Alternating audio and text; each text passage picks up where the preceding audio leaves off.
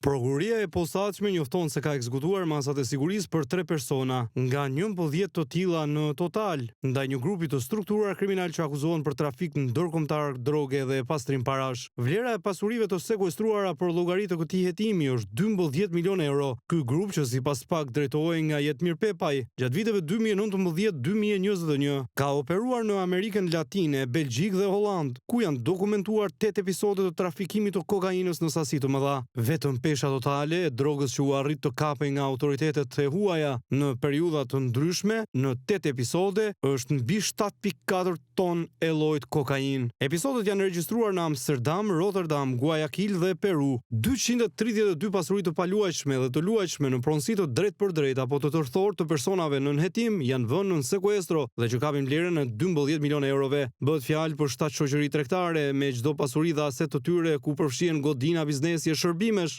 Gjithashtu në sekuestro janë vënë edhe 60 pasuri të paluajtshme të llojit tokar, tok truall, hotel, poste parkimi dhe apartamente me vendodhje në Tiranë, Kamës, Lezhë, Shëngjin, Sarandë dhe Himar. Listës së aseteve të sekuestruara i shtohen 89 automjete të markave dhe llojeve të ndryshme, përfshirë ato teknologjike për ndërtim, transport mallrash apo autovetura, 72 llogari bankare që u përkasin personave të ndryshëm juridik apo fizik, si dhe shtetasve nën hetim apo personave të lidhur me ta. Në pranga kanë përfunduar Lulzim Pepaj, vëllai i Jetmir Pepës, Florian Marku dhe Anton Kola. Ndërkohë, për 8 të tjerë nuk janë ekzekutuar masat e sigurisë, përfshirë Jetmir Pepën, që njihet edhe me mbiemrin Marashi, pronari i kompanisë së ndërtimit Pepa Group, që ka fituar dhe tendera publik si për rikonstruksion spitalesh. Jetmir Pepa është i njohur nga organet ligjzbatuese pasi emri i tij ka dalë në disa ngjarje si brenda dhe jashtë Shqipërisë, kryesisht lidhur me konflikte. Ndërkohë më herët Jetmir Pepa ka qenë një emër që në skedat e autoriteteve ligjzbatuese ka dalë për çështje të trafikut të drogës, kryesisht në vendet e Beneluxit dhe dyshohet se fshihet në Dubai.